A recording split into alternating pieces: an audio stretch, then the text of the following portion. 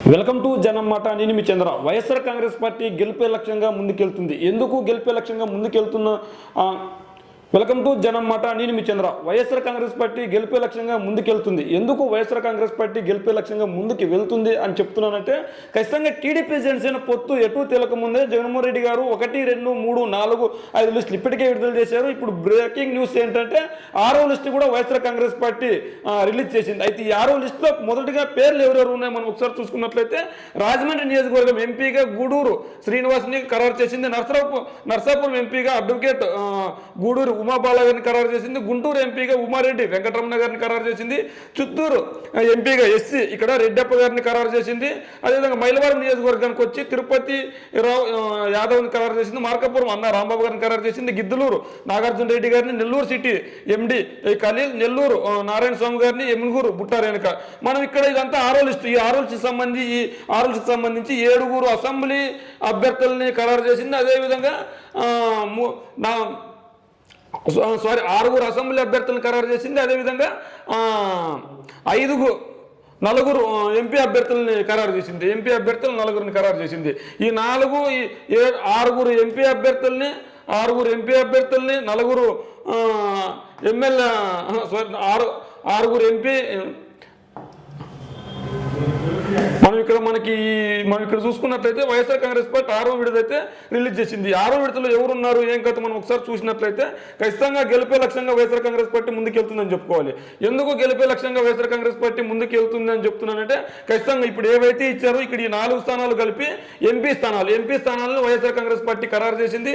ఈ 6 స్థానాలు అసెంబ్లీ నియోజకవర్గాల్ని ఎమ్మెల్యేలని ఖరారు చేసింది. అయితే ఈ ఎంపీల్లో ఎవరు గెలుపు లక్ష్యాలు ఎక్కువ ఉన్న, ఎవరు అభ్యర్థులు గెలిచే అవకాశం ఉంది మనం చూసుకున్నట్లయితే, ఒకసారి ఖచ్చితంగా వైఎస్ఆర్ కాంగ్రెస్ పార్టీ గెలిపే లక్ష్యంగా ఉంది.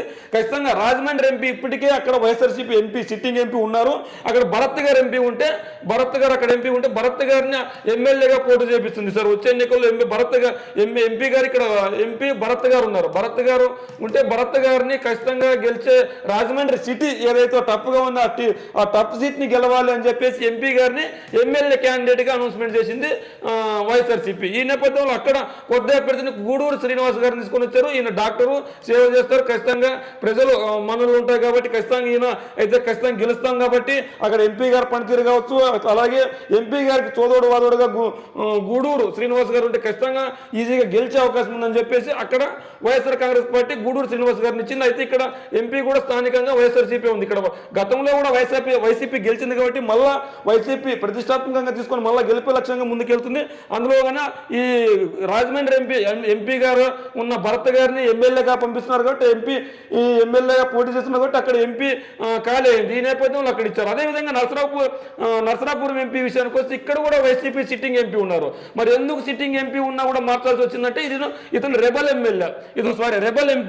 ఎంపీ ఇక్కడ రెబల్ ఎంపీ వైఎస్ఆర్సీపీకి ఉన్నాడు. ఖచ్చితంగా ఈయన టీడీపీ కనుక కప్పుకోలేదు కానీ టీడీపీ తరఫున పోటీ చేయడానికి సిద్ధంగా ఉన్నారు. ఎవరు రెబల్ ఎమ్మెల్యే అయిన త్రిపుల్ గారు. ఆ త్రిపుల్ గారు ఇక్కడి నుంచి వెళ్ళిపోయారు కాబట్టి వైసీపీకి నెగిటివ్గా మాట్లాడుతున్నారు. వైసీపీని చేయని తప్పులు కూడా చేస్తున్నారని చెప్తున్నారు. ఖచ్చితంగా నర్సాపూర్లో ఖచ్చితంగా వైఎస్ఆర్సీపీ బలమైన ఉన్న పార్లమెంట్ స్థానం ఏదైనా ఉందంటే నర్సాపూర్ ఒకటే. అక్కడ ఖచ్చితంగా గెలిచే స్థానం ఏదంటే వైఎస్ఆర్ కాంగ్రెస్ పార్టీ. ఈ నేపథ్యంలో అక్కడ నర్సాపూర్ ఎంపీగా ప్రస్తుతం ఉన్న రఘురామకృష్ణరాజు గారు టీడీపీలో దాదాపు సీట్ ఖరారైంది. ఈ నేపథ్యంలో ఖచ్చితంగా అక్కడ అడ్వకేట్ గూడూరు ఉమాబాల గారిని నిలిచోబెడితే ఖచ్చితంగా నర్సాపూర్ ఎంపీ అయిన కృష్ణరాజు గారిని ఖచ్చితంగా ఓడించగలదు. ఒకవైపు జగన్ వే, రెండో వైపు ఉమా బాల ఇద్దరు కలిసి ఖచ్చితంగా ఆయన ఓడగొట్టే అవకాశం ఉందని చెప్పి ఈవిడికి ఛాన్స్ ఇస్తారు. అదే గూడూరు ఎంపీ విషయానికి వస్తే ఖచ్చితంగా ఉమారెడ్డి వెంకటరమణ గారికి టికెట్ ఇచ్చారు గూడూరు ఎంపీగా. అదేవిధంగా చిత్తూరు ఎంపీ విషయానికి వస్తే ఎస్సీ నియోజకవర్గం ఇక్కడ రెడ్డప్ప ఏదైతే ఇక్కడ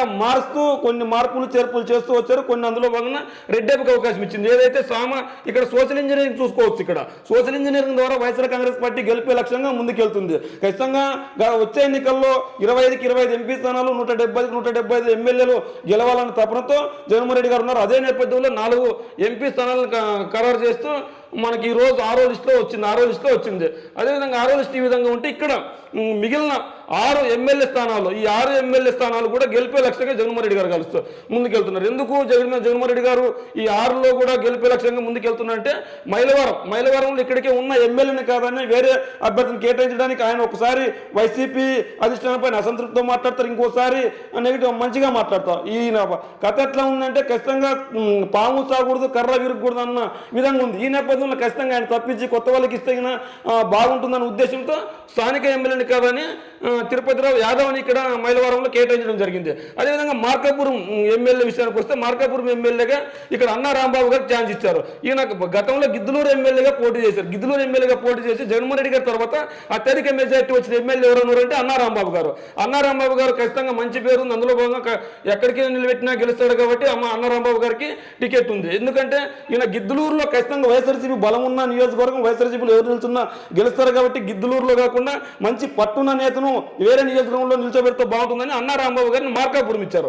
ఈ మార్కాపురంలో అన్నా రాంబాబు గారు గెలుస్తారంటే ఖచ్చితంగా 100% గెలిచే అవకాశం ఉంది. ఎందుకంటే గతంలో కూడా జగన్మోహన్ రెడ్డి గారి తర్వాత అత్యధిక మెజార్టీ వచ్చిన లీడర్ ఎవరన్నా ఉన్నారంటే ఒక అన్నా రాంబాబు మాత్రమే ఉన్నారు. ఈయనకి మంత్రి ప్లేస్లో కూడా ఛాన్స్ ఉన్నాయని ఊహాగానాలు కూడా వచ్చాయి. అయితే ఎన్వర్ కర్నల్ వల్ల రాలేదు. అయితే అన్నా రాంబాబు గారు ఖచ్చితంగా మార్కాపురం నుంచి గెలిచే అవకాశం పుష్కలంగా ఉంది. అందులోగానే మార్కాపురం నుంచి అన్నా రాంబాబు గారికి అవకాశం ఇచ్చారు. గిద్దలూరు విషయానికి వచ్చి ఇక్కడ నాగార్జున రెడ్డి గారికి అవకాశం ఇచ్చారు. గిద్దలూరులో అన్నా రాంబాబు గారు అప్పటికే అత్యధిక మెజార్టీతో గెలిచారు కాబట్టి అక్కడ ఖచ్చితంగా గెలిచే సీట్ ఏదంటే గిద్దలూరు.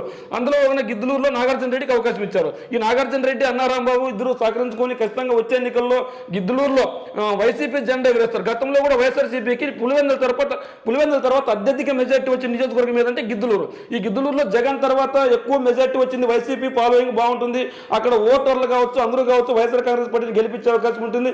అందులో కూడా నాగార్జున రెడ్డి గారికి ఇచ్చారు. ఇక్కడ మనం ప్రతిష్టాత్మకంగా తీసుకున్న సిటీ జిల్లా ఏదంటే నెల్లూరు. గతంలో కూడా వైసీపీ క్లీన్ చిప్ చేసింది. నెల్లూరు జిల్లాలో వైసీపీ క్లీన్ చిప్ చేసిన తర్వాత కొన్ని అనివార్య కారణాల వల్ల వైసీపీ ఎమ్మెల్యేలు పార్టీ ఫిరాయించి టీడీపీలో ఉన్నారు. మరి వాళ్ళందరినీ ఖచ్చితంగా వచ్చే ఎన్నికల్లో ఓడించడమే లక్ష్యంగా జగన్మోహన్ రెడ్డి గారు ముందుకెళ్తే అక్కడ స్థానికంగా కొంతమంది ఎవరైతే మంచి చేశారో వాళ్ళందరికీ టికెట్ లేదు. స్థానిక నేతలకు కావచ్చు, స్థానిక నాయకులకు కావచ్చు ఇచ్చారు. నెల్లూరు సిటీ విషయానికి వస్తే అక్కడ ఎమ్మెల్యేగా అనిల్ గారు ఉన్నారు. అనిల్ గారు జగన్మోహన్ రెడ్డి గారు వీరభక్తుడు, జగన్మోహన్ రెడ్డి గారి గురించి బాగా మాట్లాడే వ్యక్తి. వైఎస్ఆర్ కాంగ్రెస్ పార్టీ బలాబలాలు ఏంటి, నేను నా స్వతగా కంటే జగన్ గారు బొమ్మ వల్లే ఓట్లు వచ్చాయని అనిల్ గారు చెప్పారు. అదే అనిల్ గారిని ఇప్పుడు ఖచ్చితంగా ఆయన ఎంపీ టికెట్గా పోటీ చేపిస్తున్నారు. ఎంపీ టికెట్గా పోటీ చేపిస్తున్న నేపథ్యంలో అక్కడ నెల్లూరు సిటీ టికెట్ కాలేదు. ఇప్పుడు ఇక్కడ నెల్లూరులో సోషల్ ఇంజనీరింగ్ తీసుకొని వచ్చారు. ఎక్కడైతే బీసీని మార్చారో అదే స్థానంలో రెడ్డికి ఇచ్చే అవకాశం ఉంటుంది. కానీ రెడ్డికి ఇవ్వకుండా అదే స్థానంలో అక్కడ ఎవరికి ఇస్తున్నారు, ఎస్సీకో, ఎస్టీకో, బీసీకో లేదంటే మైనార్టీకో ఇస్తున్నారు. ఇప్పుడు నెల్లూరు సిటీ అనిల్ గతంలో పోటీ చేశారు. ఇక్కడ టీడీపీ నుంచి నారాయణ గారు ఉన్నారు. నారాయణ గారిని ఓడించాలంటే ఖచ్చితంగా బీసీ నేత అయినా ఉండాలా, మైనార్టీ అయినా ఉండాలా. ఈ మైనార్టీ వ్యక్తి అయినా ఎండి ఖలీల్ గారికి టికెట్ ఇచ్చారు. ఇక్కడ ఈయన డిప్యూటీ మేయర్గా కూడా ఉన్నారు. ఇక్కడ డిప్యూటీ మేయర్గా ఉన్న ఈయన గురించి సర్వేలు చేయించినప్పుడు ఖచ్చితంగా ప్రజలు మేయర్ గారు అయితే డిప్యూటీ మేయర్ గారు అయితే గెలిచే అవకాశం పుష్కలంగా ఉంది, ఖచ్చితంగా డిప్యూటీ మేయర్కి టికెట్ ఇవ్వండి అని చాలా మంది చెప్పడంతో ఇక్కడ ఖలీల్ గారికి టికెట్ ఇచ్చారు. ఖలీల్ గారు మరి గెలుస్తారంటే ఖచ్చితంగా స్థానికంగా ఉన్న నారాయణ పైన అత్యధిక మెజారిటీతో గెలిచే అవకాశం ఉంది. ఎందుకంటే నెల్లూరు సిటీలో ముస్లిం ఓటర్లు కూడా ఎక్కువ ఉన్నారు. ఇదే నేపథ్యంలో గతంలో చూసుకోవచ్చు, 2014లో చూసుకోవచ్చు, 2019లో చూసుకోవచ్చు, అక్కడ వైఎస్ఆర్ కాంగ్రెస్ పార్టీ గెలిచింది. అక్కడ ఎవరైతే స్థానికంగా ముస్లింలు ఉన్నారో వాళ్ళు 2014లోనూ గెలిచారు, కార్పొరేటర్లుగా 2019లోనూ గెలిచారు. ఇదే నేపథ్యంలో ముస్లిం టికెట్ ఇస్తే ఖచ్చితంగా సోషల్ ఇంజనీరింగ్ లో భాగంగా వైఎస్ఆర్సీపీ పెద్దపీట వేసింది అయినట్లుంటుందని చెప్పేసి డిప్యూటీ మేయర్కి అవకాశం ఇచ్చారు. బీసీ నేతలను తీసేస్తే అక్కడ బీసీకి కానీ ఓసీకి ఇచ్చే అవకాశం ఉంటుంది. ఓసీకి ఇవ్వకుండా ఖచ్చితంగా ముస్లింకి ఇచ్చారు.